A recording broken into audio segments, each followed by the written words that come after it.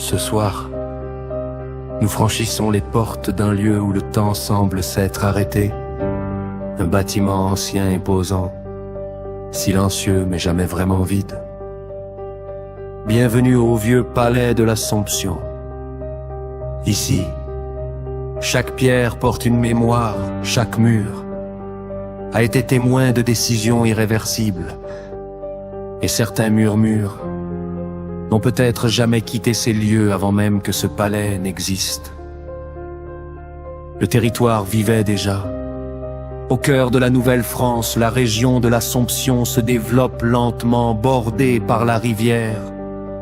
Les échanges se multiplient, les terres se divisent, les conflits apparaissent. Litiges, héritage, rivalité. La justice devient inévitable.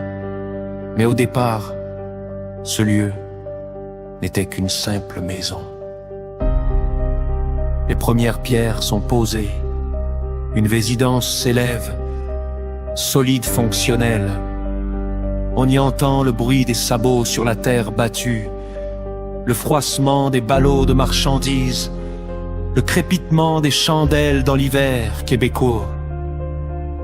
Le bâtiment vit déjà, respire déjà. Puis, il grandit. Une nouvelle section est ajoutée.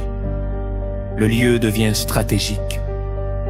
On y échange, on y négocie, on y passe.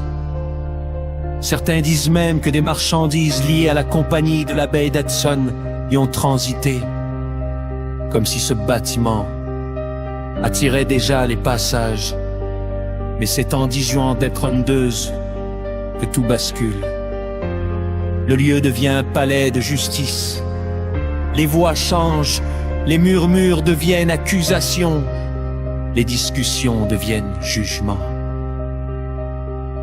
Au deuxième étage, les verdicts tombent, définitifs, irréversibles. Pendant plus de 80 ans, des destins se jouent ici. Des familles se brisent, d'autres sont rétablies. La justice tranche, mais parfois, la justice laisse des traces. Le bâtiment se transforme encore, plus imposant, plus solennel, comme si l'autorité devait s'imposer jusque dans les murs. Puis, tout s'arrête. Les audiences cessent, les voix disparaissent. Le silence s'installe, un silence lourd, presque anormal. Les années passent, le bâtiment vieillit, les planchers craquent sans visiteurs, le vent s'infiltre. Et c'est là que les premières histoires apparaissent.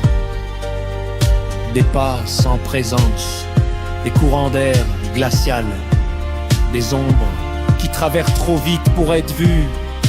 Certains noms circulent encore, des personnes ayant vécu, travaillé ou souffert ici, peut-être attachées à ces lieux, peut-être incapables de partir, mais rien n'a jamais été prouvé.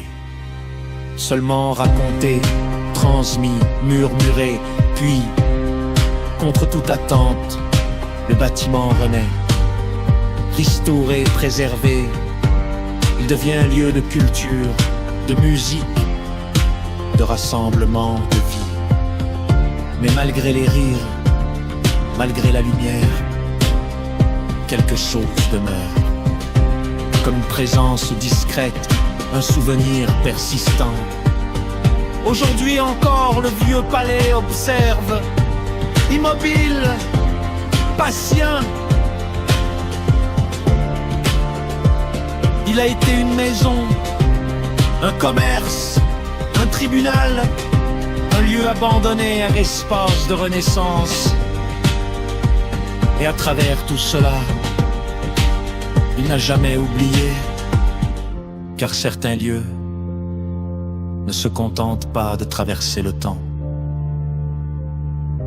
Ils le retiennent. Et ici, les pierres n'oublient jamais.